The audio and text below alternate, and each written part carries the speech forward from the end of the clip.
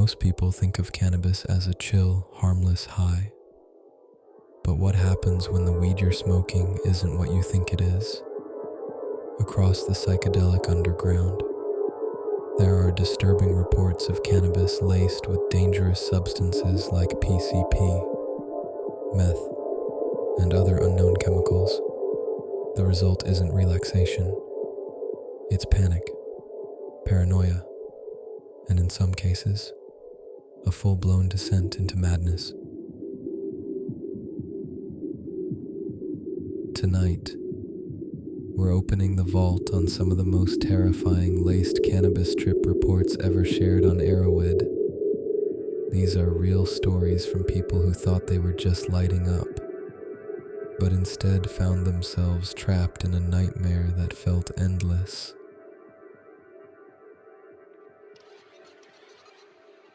As always, these reports are presented for education and harm reduction only. I don't promote or encourage drug use. The goal here is to raise awareness about the very real risks of contaminated or misrepresented substances. So let's dive in and hear what happens when a simple smoke turns into a horror story you'll never forget.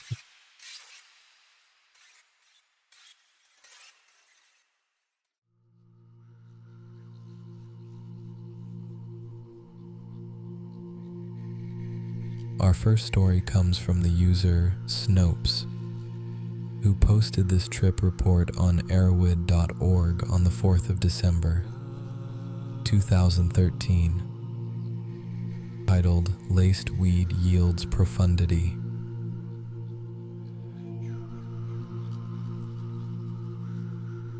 In 1998, I smoked some weed that I believe was laced with something. Perhaps PCP. It brought about the most profoundly intense psychedelic experience of my life before or since. At the time, I'd only ever smoked weed, but after 8 years of further experimentation and more intentional psychedelic experiences, I still say nothing compares to this. No reports I've read of people smoking weed laced with PCP or anything else seem to corroborate, and I'm still curious as to what it was and how it could be recreated.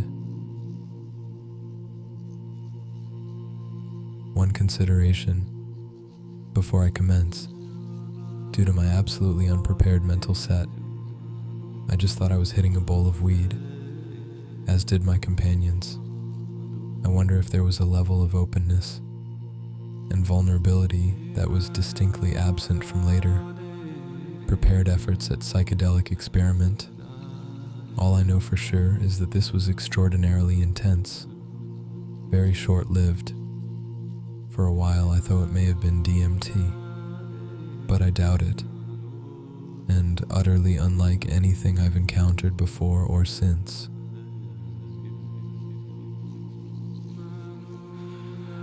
I got high at a friend's dorm room with a group of people, but about 5 minutes after a few hits off a pipe, I felt a sense of insane weakness and fear. I stood up and left without saying anything. I barely made it to my room, and along the hall leading to it, everything seemed to be throbbing, like someone was fucking with the sharpness of my vision, as though tweaking a knob on a TV. I dropped on my bed and the weakness overwhelmed me, and I lay there sensing my external world start to fade out. I felt like I was submerged in water, or like the air was water. And when I touched my stomach, my tactile responses were greatly distorted. It was like I was pressing on a 4-inch layer of foam, like I had receded deeply into my own body and the surface was being shut off. Soon, a serious pain developed deep in my abdomen. However, I was so physically sedated that no thought of doing anything about it, such as contacting security, ever occurred. I was my own sensory cosmos, and little else had bearing on my reality, although I still retained a small hold on my visual field. All of my focus went to the pain, and I closed my eyes, being vaguely aware of a gray mist behind my eyelids. Everything was dull, floating, and detached, except for the pain in my abdomen. As my focus went to it, I felt it start to rise up into my stomach. It was like a ball of energy lodged in my lower body, slowly working its way up. Next, it was in my chest, then my throat. As I realized it was going to reach my head, I became convinced I was dying. When the ball of energy hits my eyes, I'll expire. There was such an intense level of conviction and fear surrounding this that I was forced to reconcile myself to it and accept the occurrence of my own death. An immense calm came over me. I was giving myself over to dying. I felt the painful energy go through my sinuses, and when it hit the space between my eyes, there was an explosion of geometric patterns behind my eyes.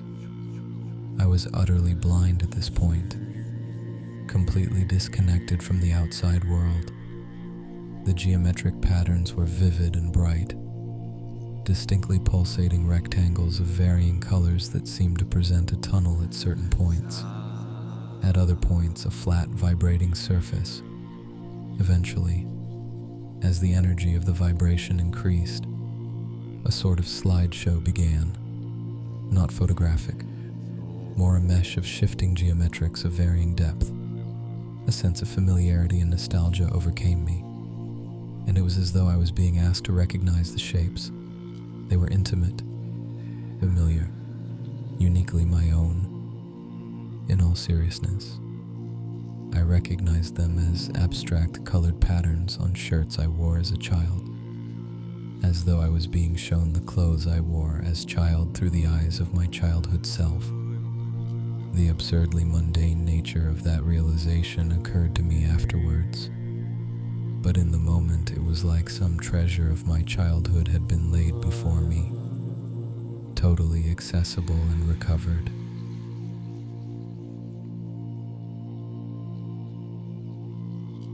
Eventually, the pattern ceased intensifying and merely oscillated, entirely geometric with a void center from which the phosphine colors seemed to generate and resolve. As it died away, there was a twilight effect as I began to look out into the real world again, even though all the lines, corners, shades, and colors of my room would click into alignment and become representations of other things, like a mutating art object. When I felt sane again, and could stand up and gather myself, I noticed it had been less than 90 minutes since I'd left my room.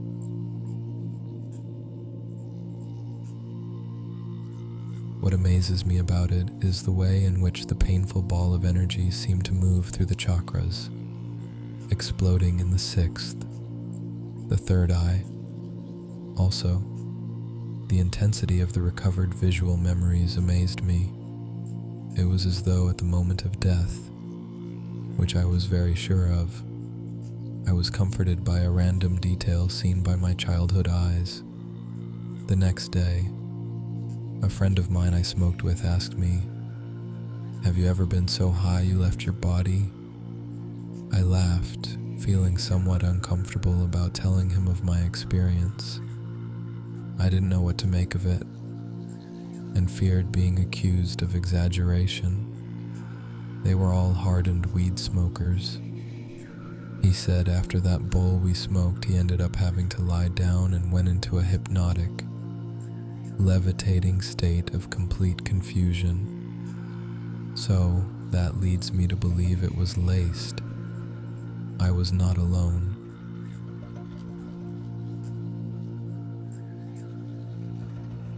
I've experienced access to this core of childhood remnants and benevolence, primarily with salvia.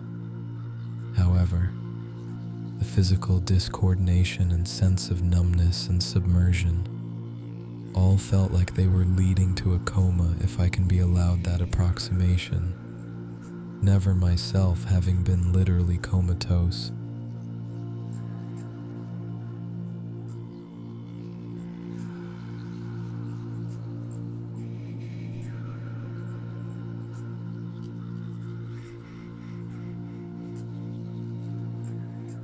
Our second Erowid trip report was posted by the user Head Case on the 22nd of July, 2022, titled "I'm Sure It Was Laced."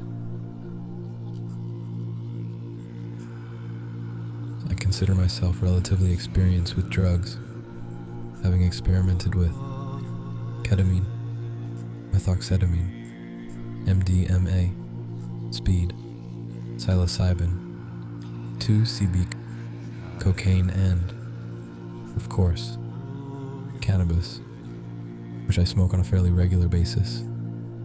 I always carry out extensive research before I try a drug, and ensure that I always try a drug for the first time in a safe location with a few friends who I trust completely, and who have tried the drug before. In this way, I have managed to avoid any negative experiences, except for MXE, which completely caught me off guard and overwhelmed me. Anyway, a few months ago I decided to go completely clean from drugs for a while, as I'd been overdoing it slightly, especially with MDMA and speed. It wasn't particularly hard for me to stop, and I felt I'd done pretty well. So last night, as a reward, me and a few friends, who are highly experienced drug users, more so than me, decided to walk from the village we live in to a nearby town and get a gram of coke, stopping at another dealer's on the way to get some bags of green. We started walking at about 1 a.m. and reached the first dealer's at about 2 a.m. We each wanted an eighth, and the dealer told us the weed was called Amnesia Lemon Haze. We had never heard of this particular strain, if it even exists, but the weed looked and smelled great, and we all trusted this dealer, so we bought it. We found a cycle track and sat down on a bench to blaze up. By this point it was about 2:30 a.m., and I was in a fiending mood, looking forward to the coke. We each rolled a fat joint, smoked it, and rolled another.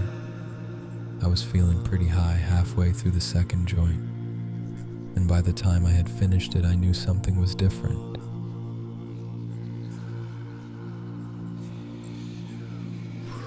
My friends were all remarking how good the green was, and they all looked completely mashed, which surprised me, as they all smoke every day and would normally not look anywhere near this stoned from 2 joints. I was expecting to be more fucked than them due to my time off, but I was definitely not expecting what came next. I started seeing faces in everything, which is something I always get on MDMA. So I closed my eyes and instantly got closed-eye visuals, rivaling the intensity of the what I get on MDMA or shrooms. After enjoying them for a while, I opened my eyes and began to see semi-transparent spinning circles of color on the ground, kind of like the Apple spinning wheel of death. As I focused on them, the gravel track we were standing on changed into a carpet. I can still picture it vividly, deep blue with gold, regal patterns that swirled and morphed. I tried to lie down on the carpet, but my friend grabbed me and sat me back on the bench. Everyone was laughing and I joined in. I felt great, but at the same time was wondering what the hell was in my weed. We started walking again, and on the walk my hallucinations began to die down. and were replaced by intense cold rushes through my arms and legs. We got to the town at about 3:30 a.m. and smoked another joint each. Without warning, every single one of us was propelled onto another level.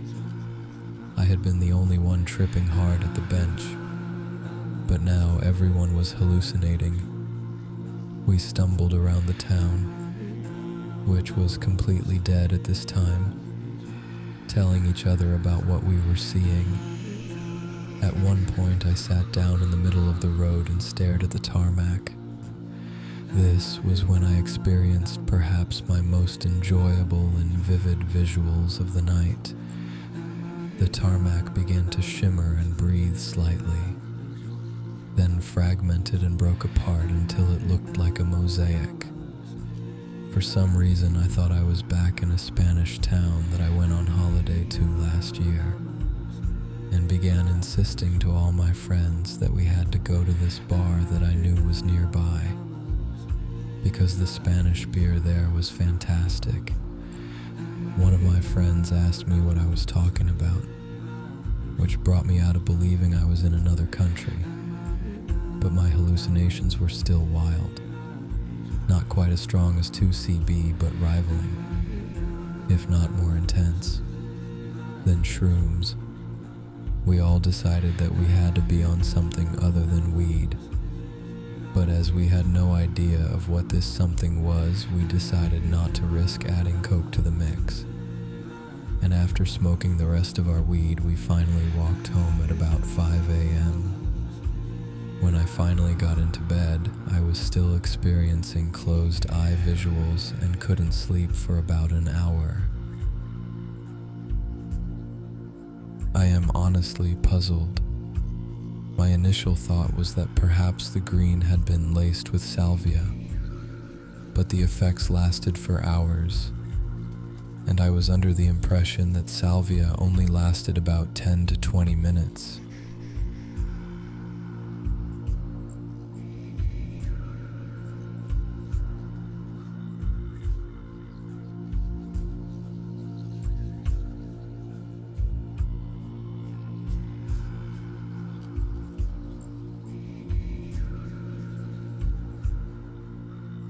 And lastly, our third and final report, titled Something Extra, was uploaded to Erowid by a user going by the handle D on the 22nd of November, 2013.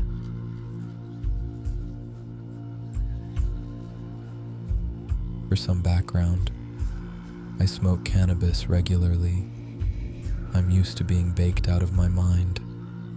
I'll often go bowls beyond what my friends are up for, regardless of whether we're smoking mids or dank, or if we're smoking from a joint or a bong. I've had closed-eye visual hallucinations from marijuana before, and I've passed out after a boatload of bong hits and brownies. Never in my life have I experienced a high as intense or frightening as I did last Monday. It was midnight. I had school in the morning, and I knew I would have to sleep now if I wanted to be able to get up early without a problem. However, I was feeling unusually energetic. I did what I normally do when I suffer from insomnia. I reached for the drawer that contains my stash. I had just finished my last bag, and so I reached for the new bag of dank that I had bought the other day, because I was smoking inside, and through a spoof, I pinched off the tiniest nug I could. It couldn't have been more than 1/10 of a gram. I broke it up and loaded it into my small glass piece. I held the lighter over the bowl and inhaled sharply. There was a certain unexpected harshness. I coughed it out through the spoof and crawled back to my bed.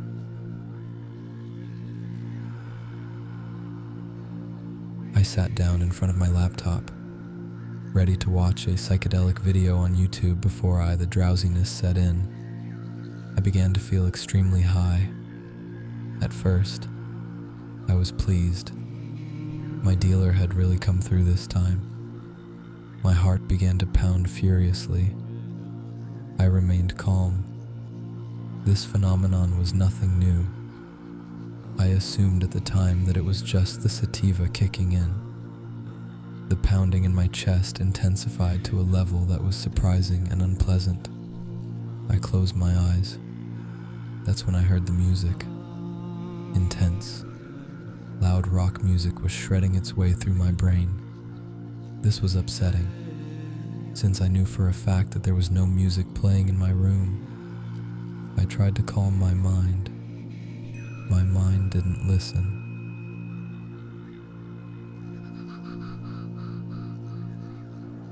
A buzzing, grating energy filled my mind and made me unable to think.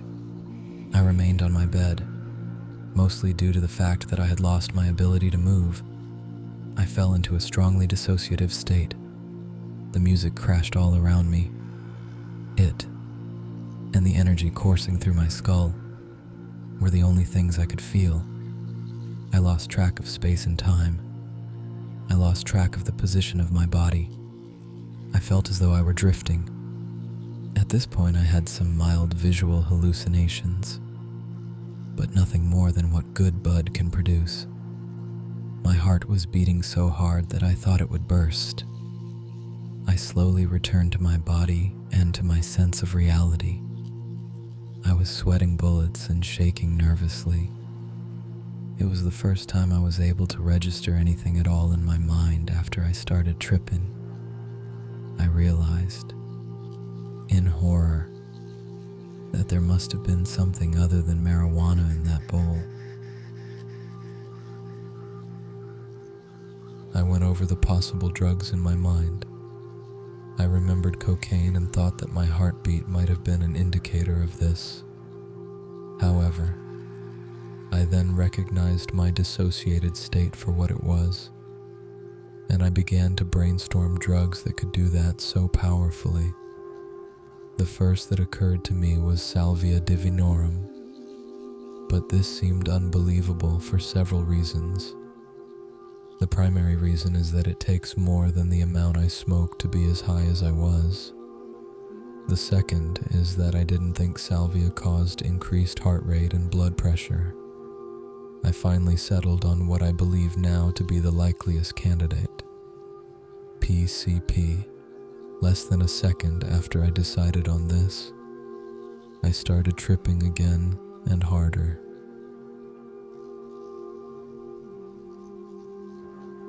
Everything that happened the first time happened the second time, except with greater force and in a more terrifying way. I then slipped back into a state of mental clarity, and then I would trip again.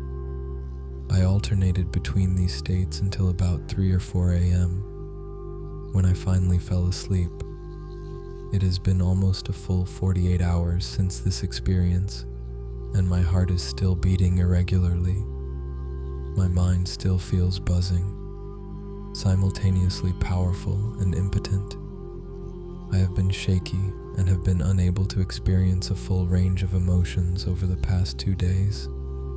Of course, it may never be possible to know what was in that little piece of weed. It's possible that it was just extremely potent bud.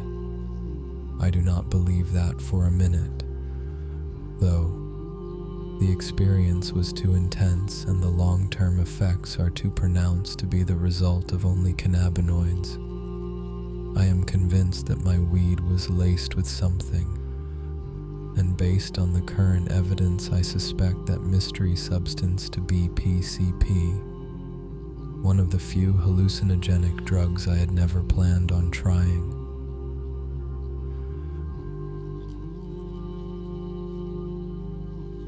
The moral of this story is to never trust someone who sells a black market commodity too much, without the quality control afforded to legal goods. There is always a risk of something unexpected in your product. I plan on switching dealers and laying off the grass for a while to let my mind recuperate.